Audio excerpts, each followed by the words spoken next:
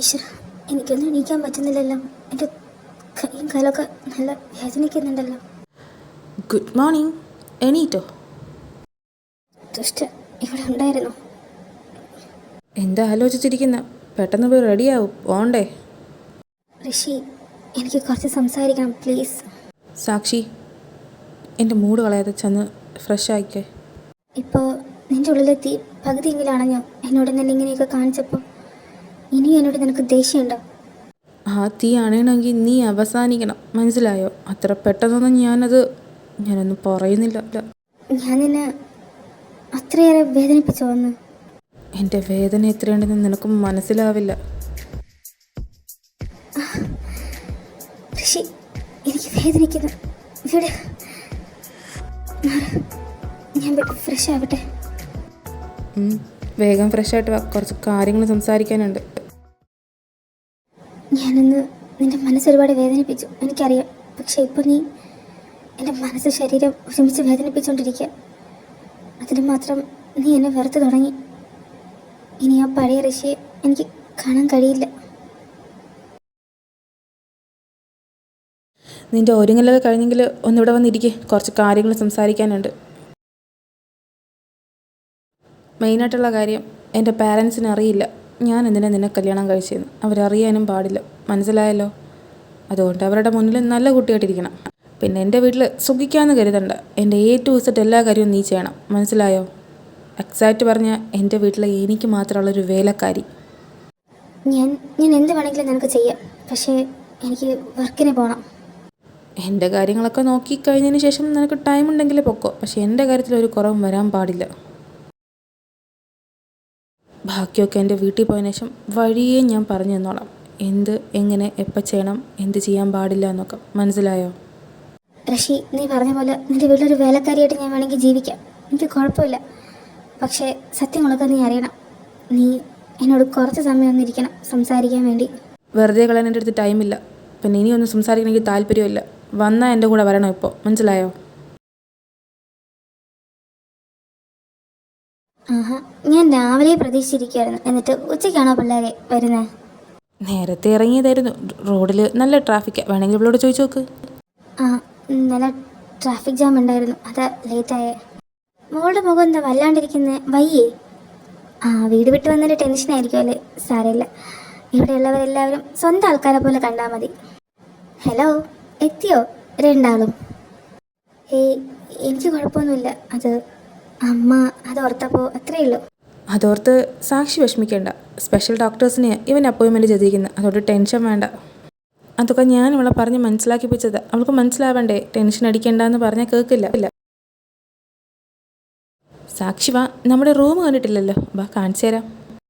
ആ, ഞാൻ വരാം. ഈശ്വര, ഇതെന്താ ഈ ചെക്കൻ കാണിച്ചു വച്ചേക്കുന്ന ആ കുട്ടിയുടെ കഴുത്ത്?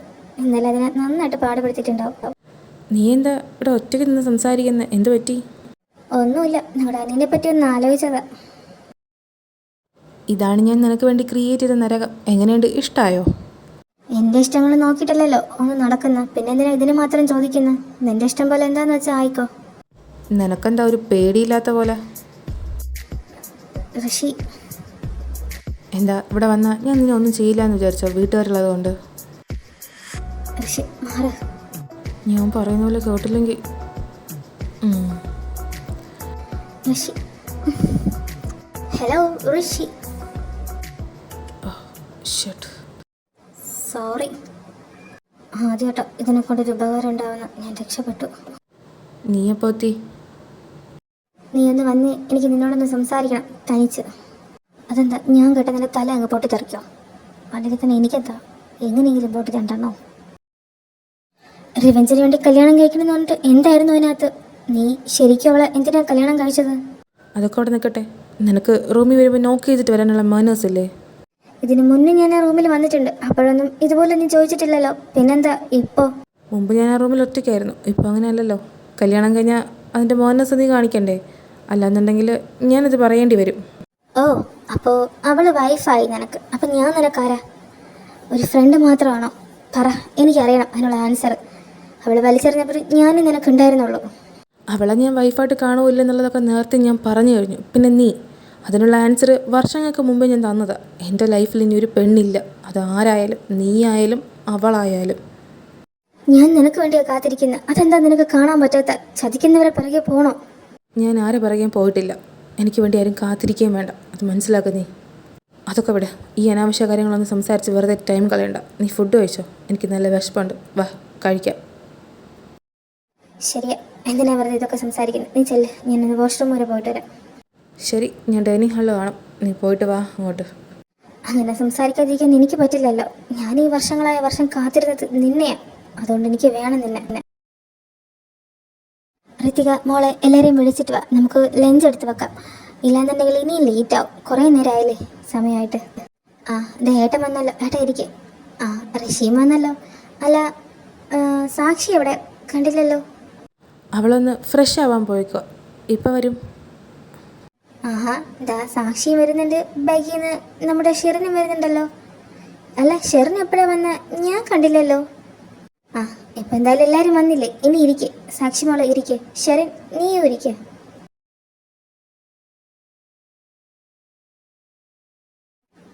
നീ എന്താ സാക്ഷി ഇങ്ങനെ ആലോചിക്കുന്നത്? ഇരിക്കെ, കഴിക്കണ്ടേ? അത് ഞാൻ വന്നപ്പോഴാണ് കഴിച്ചിട്ട് വന്നത്. എനിക്ക് വിശക്കുന്നില്ല. നിങ്ങളൊക്കെ ഇരിക്കെ, ഞാൻ സെർവ് ചെയ്ത് തന്നോളാം. മൂക്കെന്തോ ഒരു ടെൻഷൻ പോലെ. ഇവിടെ ഉള്ളവരെയൊക്കെ പേടിയാണോ? എന്തിനാ വെറുതെ? ഞങ്ങളൊക്കെ സ്വന്തം ആൾക്കാരെ പോലെ കണ്ടാൽ മതി. ഏയ് പേടിയൊന്നുമില്ല, ഞാൻ കഴിച്ചിട്ട് വന്നോണ്ടാ. ശരി, എന്നാ ഞങ്ങളിരിക്കാം. നീ തന്നെ സെർവ് ചെയ്തു. ആദ്യ ദിവസം തന്നെ പണി തുടങ്ങട്ടെ. ആ ചേച്ചി, ഞാൻ എല്ലാവർക്കും സെർവ് ചെയ്ത് തരാം. എന്നാലും ഞങ്ങളൊക്കെ കഴിക്കുമ്പോൾ താൻ മാത്രം തനിക്കൂടെ ഇരിക്കായിരുന്നു. അവൾക്ക് വിശക്കുന്നില്ല എന്നല്ലേ പറയുന്ന? വിശക്കുമ്പോൾ കഴിക്കും. അതെ ഏട്ടാ, എനിക്കിപ്പോൾ വിശപ്പില്ല. ഞാൻ വിശക്കുമ്പോൾ എടുത്ത് കഴിച്ചോളാം. സാക്ഷി, എനിക്ക് കുറച്ച് കറി ഇതിലേക്ക് ഒഴിച്ചതാ. ഞാൻ ഒഴിച്ചു തരാം. എൻ്റെ അടുത്ത് നിന്ന് മാറി നിൽക്കും. എൻ്റെ മൂഡ് വെറുതെ കളയത്. പിന്നെ നീ താങ്ങൂല. ഇത്രയും ക്ലോസ് ആയിട്ട് എൻ്റെ അടുത്ത് നിൽക്കാൻ പാടില്ല, അറിയില്ലേ? എന്തൊക്കെയാ ഇവനീ പറയുന്നത്? ഛേ, ഇവനും പോകുന്നതാ നല്ലത്. ഋഷി അങ്ങനെ ഇത്രയും മോശപ്പെട്ട സ്വഭാവം എനിക്ക് മനസ്സിലാവുന്നില്ല. ഞാൻ ഹേർട്ട് ചെയ്തിട്ടുണ്ട്, പക്ഷെ അത് ഇത്രയും അവനെ വിഷമിപ്പിക്കുമോ? ഇവനിങ്ങനെ തുടങ്ങിയാൽ ഞാൻ എങ്ങനെ? ഹലോ, എന്താലോചിക്കുക? എൻ്റെ കയ്യിൽ നിന്ന് എങ്ങനെ രക്ഷപ്പെടാനാണോ അതോ എനിക്കെങ്ങനെ പണി വെക്കാമെന്നാണോ ആലോചിക്കുന്നത്? അറിയാം നിൻ്റെ കയ്യിൽ നിന്ന് എനിക്കൊരു രക്ഷപ്പെടലില്ലാന്ന്. പക്ഷേ എന്തിനാ ഋഷി സ്വയം ഇങ്ങനെ എൻ്റെ മുന്നിൽ? നീ ഇത്രയും തരം താഴ്ന്ന് എൻ്റെ മുന്നിൽ. അന്ന് എല്ലാവരുടെ മുമ്പിലും നീ എന്നെ ചെറുതാക്കിയില്ലേ? അതിനപ്പുറം തരം താഴ്ന്നതിൽ എനിക്ക് വേറെ ഉണ്ടായിട്ടില്ല. പക്ഷെ ഇതൊന്നുമല്ല. ഇനിയും ഞാൻ ചീപ്പായിട്ടാണ് നിൻ്റെ അടുത്ത് പെരുമാറും. എന്നോട് ക്ഷമിക്കാൻ കഴിയില്ല. പഴയ പോലെ എന്നെ സ്നേഹിക്കാൻ നിനക്ക് പറ്റൂലേ? സ്നേഹിക്കാനോ? ഋഷി, എന്താ ഇത്? നീയല്ലേ പറഞ്ഞ സ്നേഹിക്കാൻ ഞാൻ? ഋഷി ഇവിടെന്നാ? സാക്ഷി, ഞാൻ നിന്നെ പോന്നുപോലെയല്ലേ സ്നേഹിച്ച. മറ്റാരും നിന്നെ സ്നേഹിക്കുന്നതിനേക്കാളും. ഋഷി, എനിക്ക് വേദനിക്കുന്നു. എന്തിനാ എന്നെ കളഞ്ഞിട്ട് നീ അവനെ ചൂസ് ചെയ്തത്? പറ. ഋഷി, എന്നെ വെറുതെ വിട് പ്ലീസ്. എനിക്ക് വയ്യ. സത്യം പറ സാക്ഷി, നീ എന്നെയാണോ സ്നേഹിച്ചത് അതോ ശ്രീജിത്തിനെയാണോ സ്നേഹിച്ചത്? ഋഷി പ്ലീസ്, എനിക്ക് വേദനിക്കുന്നു. പ്ലീസ് എന്നെ വിട്. എന്നോട് സത്യം പറ, നീ എന്നെയാണോ അതോ ശ്രീജിത്തിനെയാണോ സ്നേഹിച്ചത്? ഋഷി, എൻ്റെ ഉള്ളിൽ നീ മാത്രമേ ഉണ്ടായിട്ടുള്ളൂ.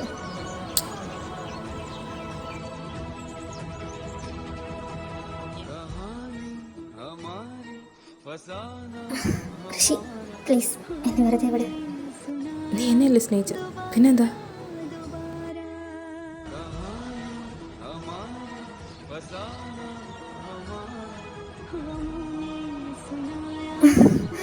ഋഷി, സാക്ഷി,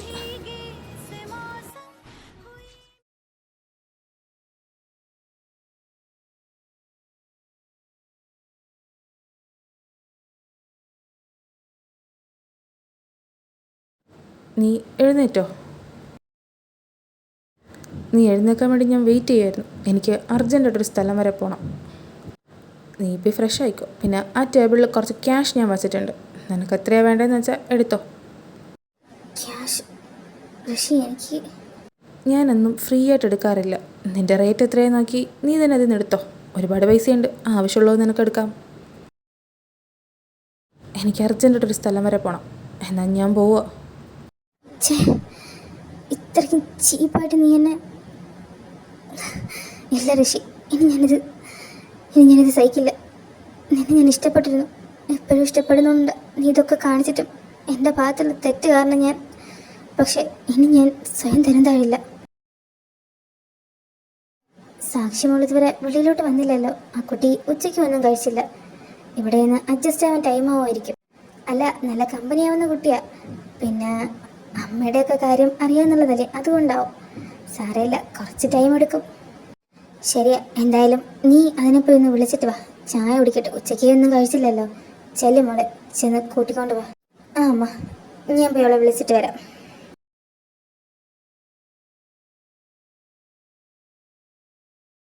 എൻ്റെ ഉള്ളിലെ വിഷമങ്ങളും സങ്കടവും നിൻ്റെ ഈ നെഞ്ചിൽ കുത്തിക്കുറിക്കുമ്പോഴാണ് എനിക്ക് ആകെ ഒരു ആശ്വാസം. ഈ ഡയറി മാത്രമേ എനിക്ക് എൻ്റെ സങ്കടങ്ങൾ പങ്കുവെക്കാൻ കഴിയൂ. മറ്റാരും എനിക്കില്ല. എൻ്റെ ജീവിതം അതെന്ന് അവസാനിക്കും. ഹലോ, എനിക്ക് അകത്തേക്ക് വരാവോ? തിരക്കാണെന്ന് തോന്നുന്നു. ആ, ഋതി ചേച്ചിയായിരുന്നോ? അതിനെന്താ അകത്തേക്ക് വന്നു? അല്ല, നീ പഠിക്കുമായിരുന്നോ? എന്തോ എഴുതുന്നുണ്ടായിരുന്നല്ലോ. ഞാൻ വന്നത് ഡിസ്റ്റർബൻസ് ആയോ? ഹേയ്, എന്ത് ഡിസ്റ്റർബൻസ്? ഞാൻ വെറുതെ സമയം പോകാതിരുന്നപ്പോൾ ചുമ്മാ എന്തെങ്കിലും കുത്തിക്കുറിക്കാമെന്ന് എഴുതി ഡയറി എഴുതുമായിരുന്നു. എന്താ ചേച്ചി, എന്തെങ്കിലും കാര്യം പറയാനുണ്ടോ? അല്ല, അമ്മ തിരക്കുന്നുണ്ട്. ചായ കുടിക്കാൻ വേണ്ടിയിട്ട്. ഉച്ചയ്ക്കൊന്നും കഴിച്ചില്ലല്ലോ. ബാ, ചായ കുടിക്കാം. ആ, എന്താ വരുന്നു. എൻ്റെ ഈശ്വര, ഇതെന്താ ഇങ്ങനെ ഇത്രയൊക്കെ? ഹലോ ഋതി ചേച്ചി, വരുന്നില്ലേ? ചായ കുടിക്കാൻ പോണ്ടേ? അമ്മ അന്വേഷിക്കുമെന്നല്ലേ പറഞ്ഞ? എന്താ ആലോചിച്ച് നിൽക്കുന്നത്? ഇവളോട് ചോദിച്ചാലോ? അത് മോശമാണോ? ഋതി ചേച്ചി, എന്തു പറ്റി? വരുന്നില്ലേ? നീങ്ങ വാ, എനിക്കൊരു കാര്യം ചോദിക്കണം. മോശമാണെന്നറിയാം, എന്നാലും ഇത് കാണുമ്പോൾ ചോദിക്കാതിരിക്കാൻ. ഋതി ചേച്ചി എന്താ ഒരു ഫോർമാലിറ്റിയൊക്കെ പോലെ പറഞ്ഞോ? എന്താ എന്നോട് ചോദിക്കാനുള്ളത്? നിൻ്റെ കഴുത്തിലെന്താ ഇത്രയും പാട്?